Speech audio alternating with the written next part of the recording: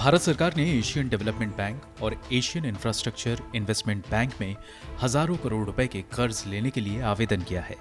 बताया गया है कि केंद्र सरकार कोरोना वैक्सीन की 667 मिलियन खुराक की खरीद के लिए ये कर्ज ले रही है।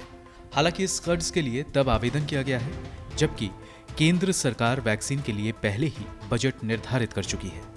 इसके साथ ही प्रधानमंत्री नरेंद्र मोदी ने कथित तौर पर कोरोना महामारी से निपटने के लिए एक पीएम केयर्स नाम से फंड भी शुरू की थी, जिसमें हजारों करोड़ रुपए डोनेशन मिले हैं। बावजूद इसके केंद्र सरकार ने एशियन डेवलपमेंट बैंक में 1.5 अरब डॉलर और एशियन इंफ्रास्ट्रक्चर इन्वेस्टमेंट बैंक में 500 मिलियन डॉलर के कर्ज के लिए आवेदन किया है। केंद्र Asia Pacific vaccine access facility के तहत ये कर्ज ले रही है, जिस पहल के जरिए विकासशील देशों को वैक्सीन आपूर्ति के लिए फंड मुहैया कराया जाता है। इसकी शुरुआत दिसंबर 2020 में की गई थी। मनीला स्थित एशियन डेवलपमेंट बैंक, जिसमें अमेरिका और जापान सबसे बड़े शेयरधारक हैं, और बीजिंग स्थित AIIB, जहां चीन और भारत सबसे बड़े शेयरधारक हैं, दोनों जगह भारत सरकार का लोन आवेदन फिलहाल विचाराधीन है। हालांकि केंद्र सरकार को उन 667 मिलियन वैक्सीन के डोज की खरीद करनी है जो विश्व स्वास्थ्य संगठन द्वारा योग्य करार दिए गए हैं। सीरम इंस्टीट्यूट की कोविशील्ड वैक्सीन WHO के मानदंडों के तहत योग्य है, जबकि भारत बायोटेक की वैक्सीन की योग्यता पर 3 नवंबर को अंतिम फैसला आना है। एक अंग्रेजी दैनिक द हिंदू की एक रिपोर्ट के मुताबिक एशियन डेवलपमेंट बैंक सिर्फ कोवैक्स पहल के तहत ही वैक्सीन खरीद को फंड करता है, जो विश्व स्वास्थ्य संगठन द्वारा पहले से ही अप्रूव्ड यानी योग्य करार दिया जा चुका है। हालांकि इस कोवैक्स पहल की भारतीय स्वास्थ्य मंत्रालय के पास सदस्यता नहीं है। साथ ही बीजिंग स्थित एशियन इंफ्रास्ट्रक्चर इन्वेस्टमेंट बैंक इस वैक्सीन खरीद के लिए 500 मिलियन डॉलर की मदद करेगा।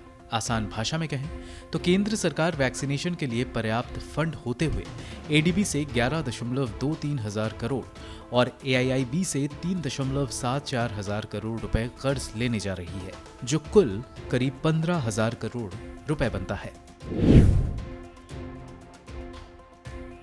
केंद्र की मोदी सरकार ने वैक्सीन खरीद के लिए चालू वित्त वर्ष की बजट पेशी के दौरान 35,000 करोड़ रुपए आवंटित किए थे। इसके साथ ही वित्त मंत्री निर्मला सीतारमण ने कहा था कि अगर आगे और फंड की जरूरत होगी तो वित्त मंत्रालय मुहैया कराएगा। खास बात यह है कि वित्त मंत्रालय में एक्सपेंडिचर सेक्रेटरी TV सोमनाथन ने बताया था कि इस 35,000 करोड़ रुपए से देश के 50 करोड़ लोगों का वैक्सीनेशन किया जा सकता है। साथ ही उन्होंने बताया था कि ऐसा तब संभव है जब प्रति व्यक्ति 2 खुराक की कीमत 700 रुपए हो, जबकि आखिरी बार सरकारी खरीद के लिए वैक्सीन की कीमत 150 रुपए तय की गई थी, यानी एक शख्स के पूर्ण टीकाकरण का खर्च 300 रुपए पड़ रहा था। हालांकि बिजनेस स्टैंडर्ड्स की एक खबर के मुताबिक केंद्र सरकार ने वैक्सीन खरीद के लिए खुराक की कीमतों में 36 से 40% की बढ़ोतरी की है। अब सरकार को प्रति व्यक्ति पूर्ण वैक्सीनेशन के लिए 430 से 450 रुपए तक देने पड़ रहे हैं। रिपोर्ट में वैक्सीन इंडस्ट्री के एक सूत्र के हवाले से बताया गया है कि वैक्सीन के खुराक की पूर्व कीमत ठीक थी और उस कीमत पर वैक्सीन मुहैया कराने में कोई तकलीफ भी नहीं थी। केंद्रीय स्वास्थ्य मंत्रालय ने इसी दरमियान 14,500 करोड़ रुपए की लागत से सीरम इंस्टीट्यूट ऑफ इंडिया की कोविशील्ड और भारत बायोटेक के कोवैक्सीन की 660 मिलियन खुराक की खरीद का ऑर्डर दिया था, जिसकी सप्लाई इस साल के दिसंबर महीने तक होनी है। हालांकि इसका भुगतान किस फंड से हुआ है, इसकी जानकारी रिपोर्ट में नहीं है।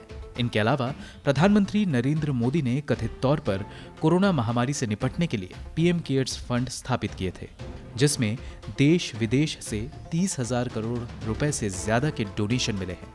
ऐसे तो इस फंड के माध्यम से प्रधानमंत्री मोदी ने थोड़ा बहुत खर्च भी किया है, लेकिन हजारों करोड़ रुपए की राशि फंड में ही जमा है और उसके इस्तेमाल की आंशिक जानकारी ही सार्वजनिक की गई है। ब्यूरो रिपोर्ट, गो न्यूज।